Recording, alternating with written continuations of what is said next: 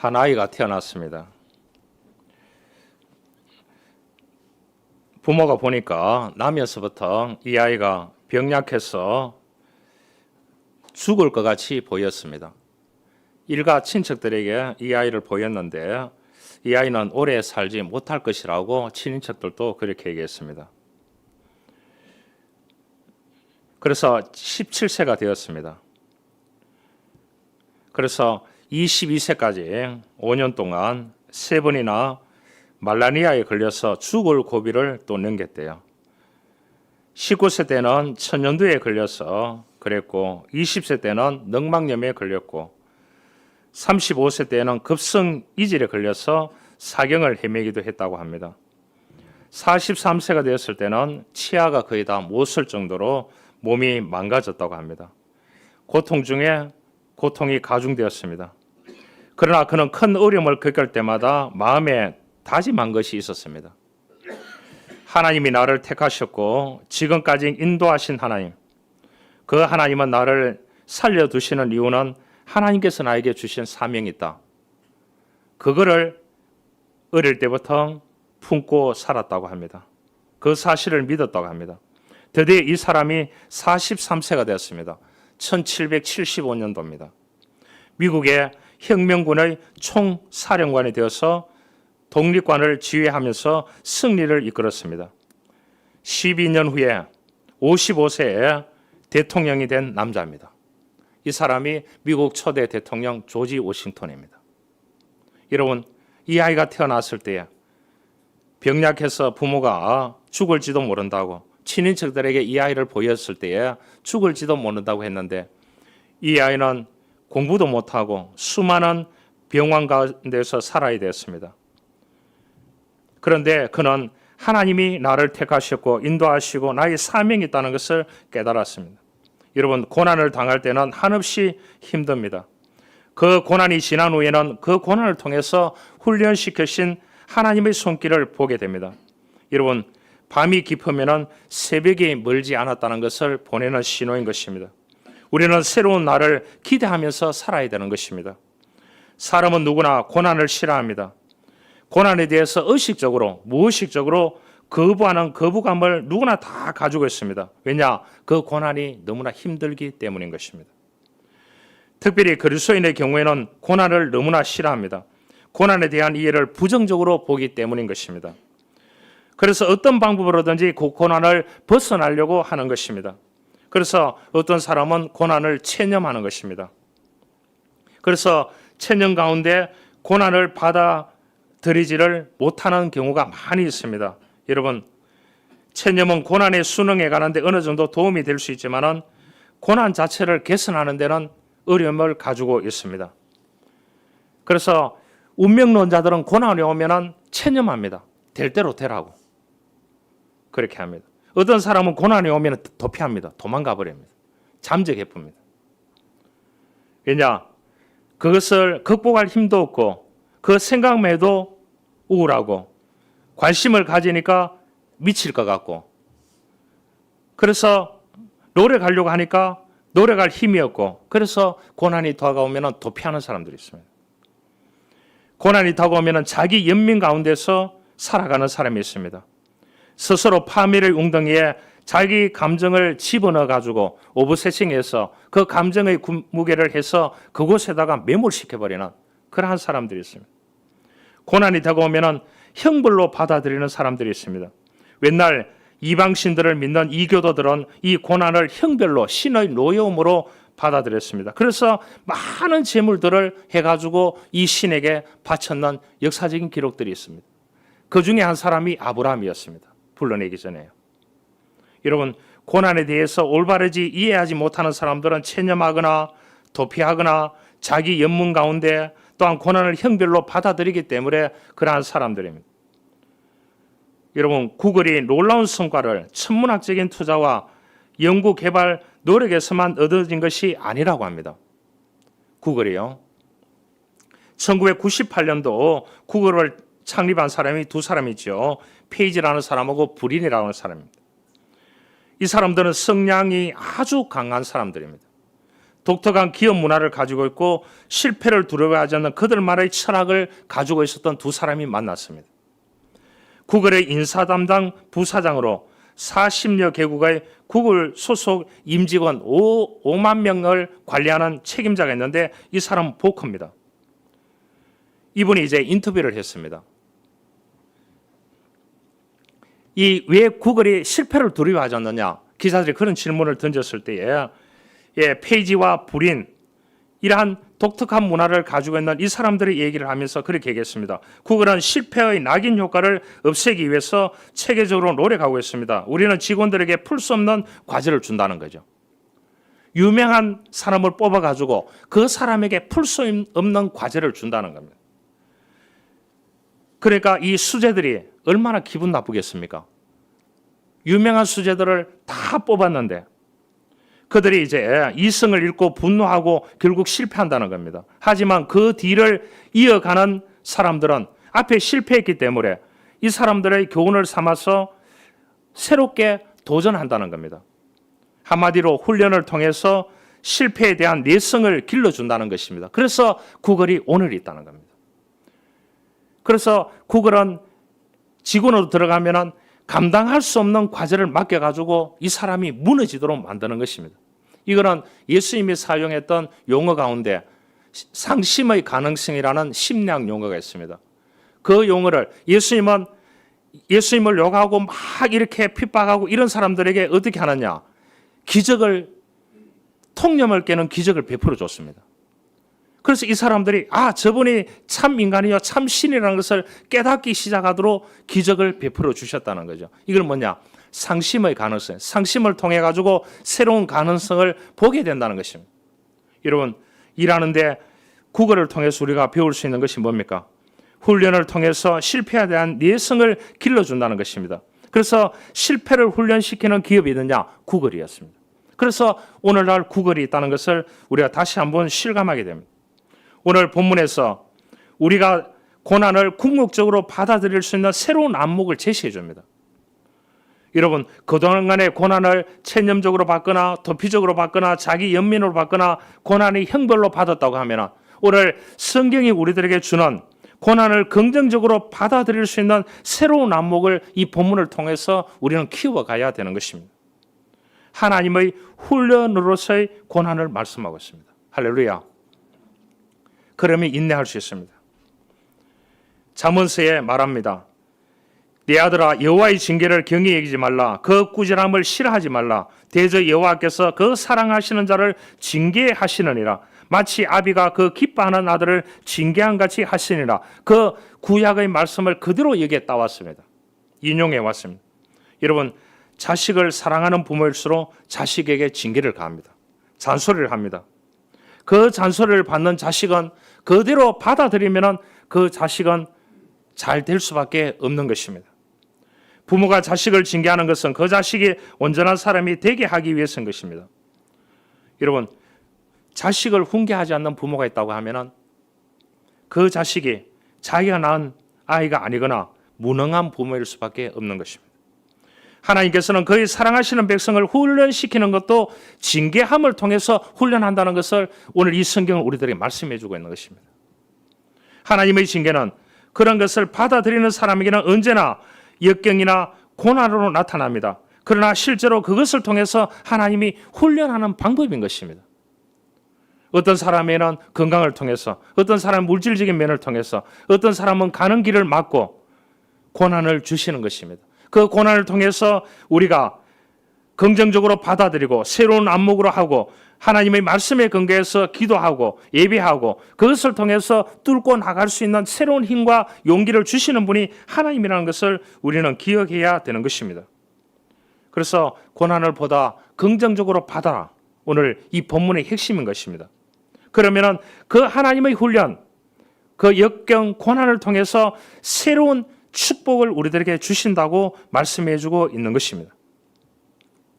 영화 가운데 가레데 키드라고 하는 영화에 나오는 장면입니다. 10대 소년 이름이 다니엘입니다. 다니엘은 현명하고 영리한 미야기 사부를 찾아가서 가라데, 이거 가라데 알죠? 중국 가라데. 이거를 뭐 일본도 하고 그렇지 않습니까? 가르쳐 달라고 했습니다. 로이는 소녀의 부탁을 받아들이며 우선 그에게 뭐냐? 이 자동차 왁스 칠하는 걸 가르쳤습니다. 왁스를 어떻게 칠하느냐? 이 돌면서 칠하는 걸 가르쳤습니다. 그 다음에는 무엇을 가르치느냐? 이 페인트 칠하는 걸 가르쳤습니다. 울타리에 페인트 칠하는 거. 그 다음에 뭐냐? 벽에 수리하는데 못질하는 것을 시켰습니다. 그런데 이 소녀가 열받았습니다. 굉장히 열받았어요. 화가 치밀어서 왜 자질가레한 일을 집안 일을 가르치느냐? 무술을 배우고 싶어 왔는데 무술이 돼가 무술을 가르쳐야지. 자동차 광택 내기 위해서 또한 울타리 칠하기 위해서 벽 수리하기 위해서 이렇게 이제 이 다니엘은 스승에게 화를 냈습니다. 그럴 때에 미야기가 주먹으로 다니엘을 공격을 했습니다. 공격을 하니까 본능적으로 딱 이렇게 맞게 되었습니다. 왜냐? 자동차 왁스 칠하는 거, 페인트 칠하는 거, 못질하는 거를 가르쳤기 때문에 방어할 수 있었다는 거죠. 무의식적으로. 그러면서 이 가레데의 기본 공격 자세를 피하기 위해서 자세를 스스로 방어하는 모습을 보여주게 되었는 것입니다. 그때서야 이 키드라는 이 소녀는 깨닫기 시작했는 것입니다. 그래서 기본기를 배우게 되는 것입니다. 여러분 어떤 분야든지 충분한 준비와 훈련 과정 없이는 결코 고수가 될 수 없습니다. 여러분 그래서 요즘 나오는 책들이 뭐냐? 인생에 한 번은 위대한 고수를 만나라 이런 책이 나왔습니다. 읽어보신 적 있습니까? 책이 굉장히 좋은 책입니다. 거기 보면은 이 사람들이 정말로 이 사람들이 안 죽고 살아있어야 다행이구나. 구걸같이요. 충분한 준비와 훈련 과정 없이는 고수가 될 수 없다는 것을 가르쳐주고 있습니다. 여러분 하나님께서 훈련한 목적이 있는데 그 목적은 네 가지가 있습니다. 첫째가 뭐냐? 하나님의 훈련의 목적은 우리 생이 보다 가치 있게 되기 위해서입니다. 10절에 보면은 우리의 유익을 위하여 그랬습니다. 우리의 유익을 위하여. 하나님은 우리를 훈련하고 징계하고 이렇게 하는 목적이 어딨느냐? 우리의 유익을 위해서라고 그렇게 말해주고 있습니다. 어떤 생이건 하나님의 훈련을 거치지 않고는 가치 있게 인생을 살아가기가 쉽지 않다는 것을 말씀해주고 있는 것입니다. 여러분 하나님의 훈련을, 하나님의 징계를, 하나님의 아픈 그러한 우리의 피나는 훈련을 시키는 그것을 우리가 받아들이면 나중에 하나님은 우리들에게 유익함을 준다고 말씀해주고 있는 것입니다. 보니까 이 어떤 분이 정치 지도자를 만나가지고 교계에 얘기를 나누는 대화가 신문에 났었습니다. 지난주에. 그것을 보고 제가 충격을 엄청나게 받았습니다. 정부 고관이 그 목사님에게 한국교회를 대표하는 목사에게 그런 말을 했대요. 왜 사자 들렸는 사자 가운데 목사라는 사자가 왜 그따구 식으로 사느냐고 직격탄을 그 자리에서 날렸대요. 그래 한 번도 본 적이 없는 사람. 그래서 이분이 기분이 엄청나게 나쁘면서도 그래서 자기가 변명을 했대요. 300개의 교단이 있다고. 300개 교단 가운데서는 난 하루에 목사 안수를 받은 사람도 있다고. 그렇게 얘기를 했대요. 그래서 그 사자라고 다 같은 사자가 아니라고 이분이 그렇게 변명을 하는데도 불구하고 그 정부 고위 관계자가 굉장히 공격을 했대요. 그래서 본인이 굉장히 서글프다는 것을 신문에 내놨어요. 솔직하게 내놨더라고요. 그래서 이제 여러분 훈련을 거치지 않고 하루 만에 목사가 되는 사람도 있습니다. 그래서 교회를 운영하는 사람도 있습니다. 그래서 선교사로 가 있는 사람도 있습니다.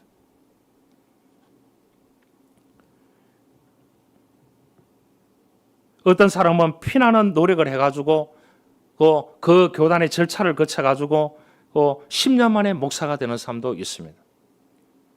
다 같을까요? 여러분 하나님의 훈련을 견뎌낸 사람이 목회자가 되고 지도자가 되는 것입니다. 여러분 장로가 그냥 되는 줄 압니까? 권사가 그냥 되는 줄 압니까? 우리는 목사고 권사고 집사고 장로님이고 하면은 존경해야 되는 것입니다. 다 훈련을 통해서 그렇게 해서 하나님께서 직분을 세워주시는 겁니다. 그래서 이 땅에서 그 직분을 통해서 이웃을 섬기고 나에게 붙여준 사람들을 섬기고 그렇게 해서 하나님께 나오게끔 하는 복음을 배달하는 자로 저와 여러분들을 세워주셨습니다. 할렐루야. 그렇게 생각해야 되는 것이죠. 여러분, 아무리 좋은 것이라도 그냥 받으면 아무것도 아닌 것입니다. 신문에 또 보니까 로또에 당첨되는 사람들이 엄청나게 당첨됐더라고요. 그 사람들이 잘 사느냐? 잘 사는 사람들이 아무도 없다는 거예요. 다 중독자가 되어 있더라고요. 왜 그러겠습니까? 불로소득으로 얻었던 것은 필요 없는 것입니다. 요셉이 그 대표적인 사람입니다. 어린 시절부터 많은 역경과 고난을 겪었습니다. 애국으로 팔려가는 종살이와 감옥 생활 등의 고난의 과정이 있었습니다. 그 모든 고난은 요셉으로 하여금 하나님의 일꾼으로서 더욱더 가치 있는 생을 살아갈 수 있게 만드는 목적이 있었습니다. 그 목적은 뭐냐? 결국은 요셉의 유익을 위해서, 요셉의 가문을 위해서, 하나님의 사명을 위해서 그렇게 했다는 것을 우리가 알 수 있는 것입니다. 두 번째, 하나님의 훈련의 목적은 하나님의 거룩하심에 참여하기 위해서 우리들에게 하고 있다는 사실을 말씀해 주고 있는 것입니다. 10절에 그렇게 말합니다. 그의 거룩하심에 참여하게 하시느니라. 그렇게 얘기했습니다. 하나님은 거룩하신 분입니다. 우리는 죄인입니다. 그분을 믿고 믿음으로 살아가면은 내 교만, 내 아짐, 내 욕망, 내 이기심, 부정적인 의식 하나하나 줄어들게 되어 있는 것입니다. 할렐루야. 그래서 우리가 주님 앞에 섰을 때에 이러한 것들을 다 불순물을 제거하고 주님 앞에 깨끗한 모습으로 살아가야 되는 것입니다. 어떤 분이 다 갖추었길래 마지막에 인생에는 정치 한번 해보시죠.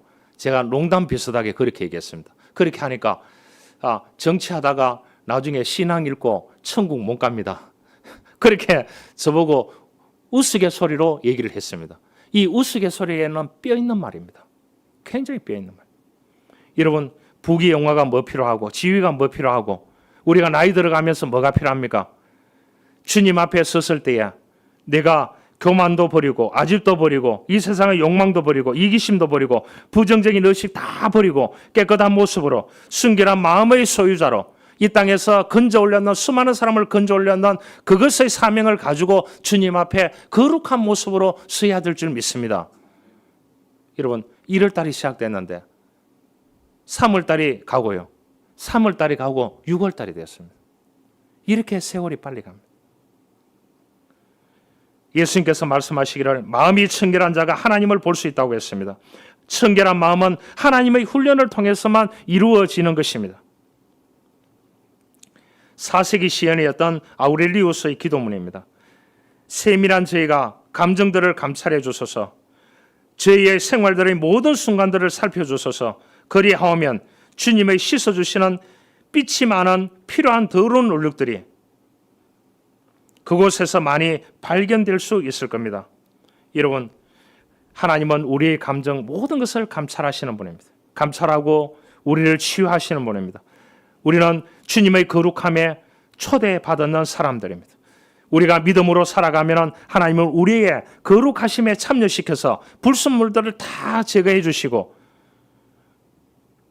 그 고난이나 아픔을 통해서 거룩함에 참여하게 된다는 사실을 기억해야 되는 것입니다. 여러분, 이 땅에서 사람을 제일 많이 죽였는 사람이 누구냐 하면 지도자들 가운데요, 스탈린입니다. 2번이 나폴레옹입니다. 이 스탈린은 기독교 계통의 학교를 다녔고 이 사람은 신학 교육 받았습니다.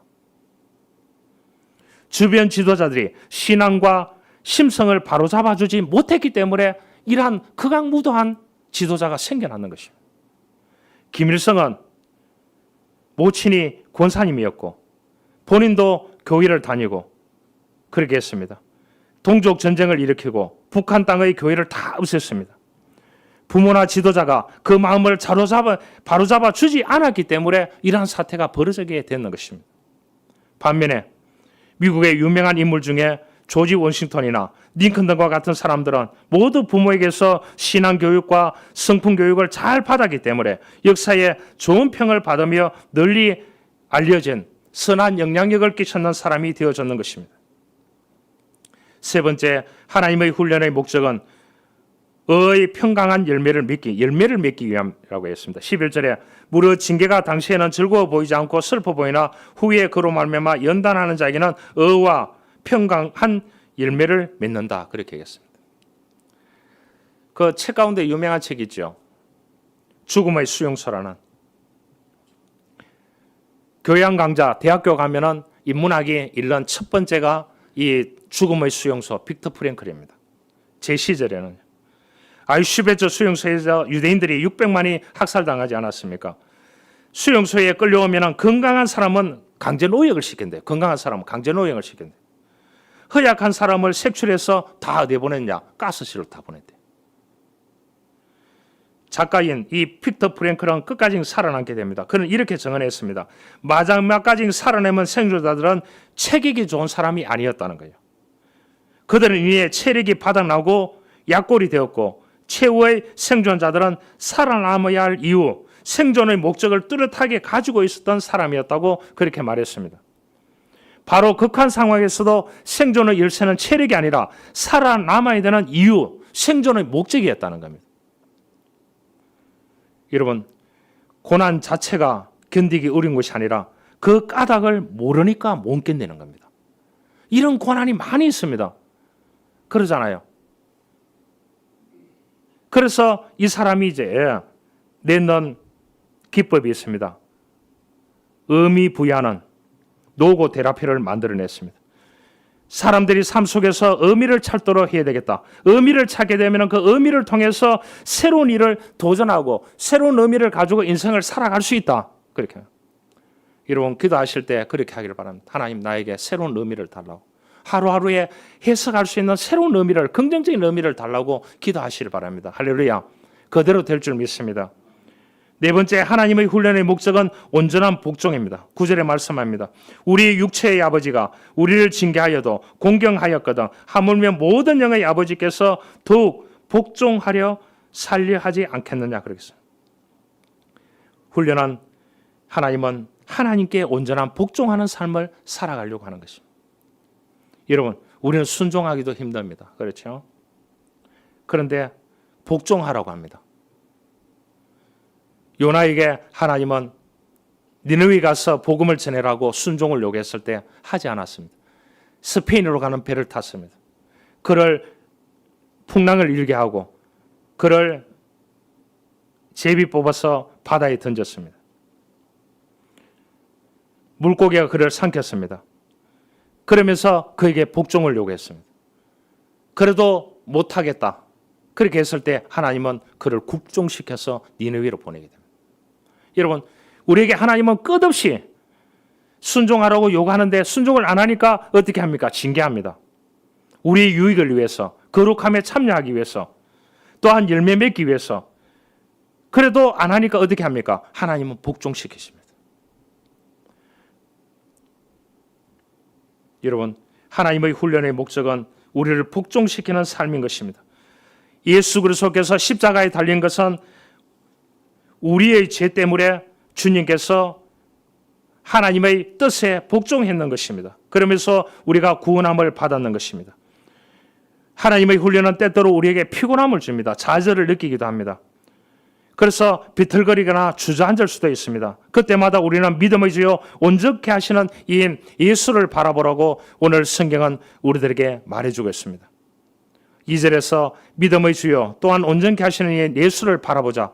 그는 그 앞에서 있는 기쁨을 위하여 십자가를 참으사 부끄러움을 개의치 아니하시더니 하나님 보좌 우편에 앉으셨느니라.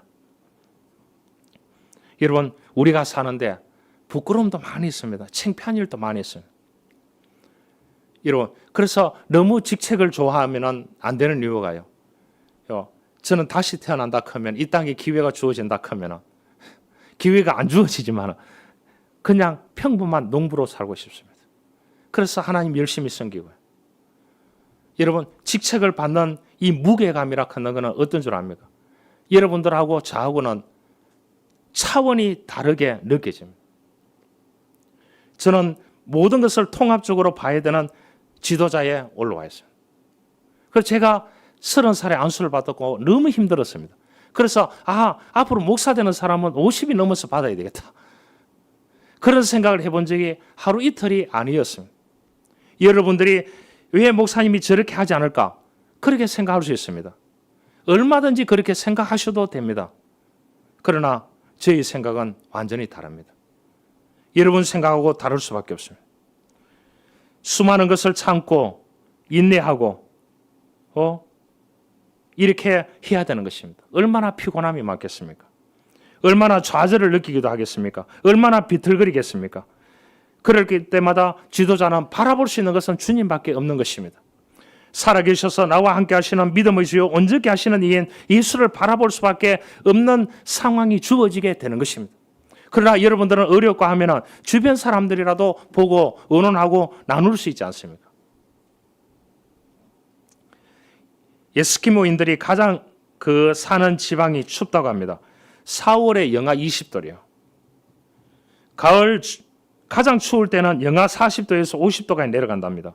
그래서 이 에스키모인들의 전통적으로 내려오는 늑대 상냥법이 있는데, 그 집 앞에 이제 칼날을 쫙 해가지고 피를 쫙 뿌려놓는데요. 그러면 너무 춥기 때문에 이 늑대들이 와가지고 그 칼을 이 피를 보고 빨아먹는데요. 그러면서 혓바닥이 다 나가본대요. 영하기 때문에 못 느낀대요. 늑대 잡는 법이 그런 방법이대요. 혀의 간격을 잃어버리도록 한다는 것입니다. 여러분, 우리는 이렇게 질병과 실패와 역경과 고통과 슬픔 같은 현실적의 사건으로 나타나서 하나님은 우리를 훈련시킬 수 있습니다. 그럴 때, 오 고난의 형제여 어서 오십시오. 당신을 진심으로 환영합니다. 기쁨으로 받고 그 고난과 함께 즐겁게 사는 법을 우리가 배워가야 한다는 것을 오늘 이 본문에 말씀해 주고 있습니다. 왜요? 우리의 유익을 위해서, 하나님의 거룩함을 경험하기 위해서, 의와 평강의 열매를 맺기 위해서 우리를 십자가 앞에 하나님 앞에서 복종시킨다는 겁니다. 여러분, 복종할 수 없을 때는 하나님이 어떻게 하신다고요? 그 사람을 굴종시키십니다. 그렇게 해서라도 하나님은 그 사람을 달고 가시는 것입니다. 그렇더라도 우리는 하나님을 거부해서는 안 되는 것입니다. 왜냐? 그곳에 하나님의 뜻이 있기 때문이라는 사실을 우리가 믿음으로 받을 수 있어야 되는 것입니다. 한 가지 이야기를 하고 마치려고 합니다. 모리서 장드롱이라는 사람이 있습니다. 20세기 최고의 첼로리스트입니다. 그는 한 인터뷰에서 첼로를 잘 다루는 비법에 대해서 말하면서 단연코 연습이라고 강조를 했습니다. 그는 날마다 바하의 무반주 첼로 모음곡을 전곡을 연습했다고 합니다. 그런 그가 더욱더 연습에 몰두하게 된 사건이 있었습니다. 바로 천재 화가로 알려진 피카소와의 만남이었습니다. 그는 피카소로부터 신선한 충격을 받았습니다. 어느 날 이 장드롱은 피카소를 만났고 평소 존경하는 화가기에 피카소의 그림 한 장을 갖고 싶었던 장드롱은 용기를 내서 부탁했습니다. 선생님, 제가 선생님께 그림 한 장을 부탁해도 될까요? 물론이지. 당신은 첼로리스트니까, 유명한 첼로리스트니까 한 장 그려주지. 어떤 그림을 원하십니까? 이왕이면 첼로 그림을 그려주시면 좋겠습니다. 첼로는 제 인생의 전부니까요. 그렇게 하겠습니다. 피카소는 미술을 지으며 헝칼씨 허락을 했습니다. 그 뒤로 둘은 몇 번의 더 만남을 가졌는데 만날 때마다 이 장드롱이 피카소를 만날 때마다 이 피카소 그림에 대해서 얘기를 하지 않는 거예요. 괜히 신뢰가 될 것 같기도 하고 피카소가 그냥 지나가는 말로 그림을 그려주겠다고 한 것은 아닌가 하는 생각이 들었습니다. 그 뒤로 10년이라는 세월이 흘렀습니다. 둘은 다시 만날 기회가 있었습니다. 피카소가 불쑥 그림 한 장을 장드롱에게 딱 냈습니다. 장드롱이 이게 뭐죠 하니까 10년 전에 당신이 첼로 연주하는 것을 그려달라고 했는데 그 부탁을 받고 시간 날 때마다 생각을 해서 그 그림을 그렸다고. 오늘 가지고 왔다고. 여러분, 이 장드롱은 잊은 줄 알았습니다. 여러분, 10년 동안을 그려서 선물했다는 거예요. 그러면서 이렇게 했습니다. 첼로를 그려달라는 말씀을 듣고 피카소가 말합니다. 틈나는 대로 첼로 그리는 연습을 했습니다. 10년이 지난 후에야 비로소 제 마음에 드는 첼로를 그릴 수 있었습니다. 그래서 이제야 그림을 드리는 겁니다. 여러분, 어떤 분야든지 탁월해지기 위해서는 최소한의 요구 조건이 있다면 그것은 꾸준한 훈련과 연습인 것입니다. 우리가 믿음으로 이 땅에 살아가는데 오늘 성경은 우리들에게 말합니다. 고난이 있거든 긍정적으로 받으라고 했습니다. 그 징계는 우리들에게 하나님께서 유익을 주시기 위한 것이라고, 또한 하나님께서 우리들에게 거룩함에 참여하기 위해서라고, 의와 평강의 열매를 주시기 위한 것이라고 그렇게 말씀해 주고 있습니다. 이러한 은혜가 있기를 주님으로 축원합니다. 하나님 감사합니다. 우리가 이 땅에 하나님의 훈련을 받을 때가 많이 있습니다. 또한 받아야 되는 경우도 많이 있습니다. 그럴 때 우리가 긍정적으로 받기를 원합니다. 겸손이 갖추어졌을 때, 자기 혈기와 감정이 아닌 하나님의 때를 기다릴 줄 알 때, 훈련이 되어졌을 때 하나님은 우리를 부르셔서 비전을 주시고 사용하시고 하나님의 의의 열매를 맺게 하시는 줄 믿습니다. 이러한 은혜를 우리 온 교들에게 허락하여 주옵소서. 예수님의 이름으로 기도하옵나이다. 아멘.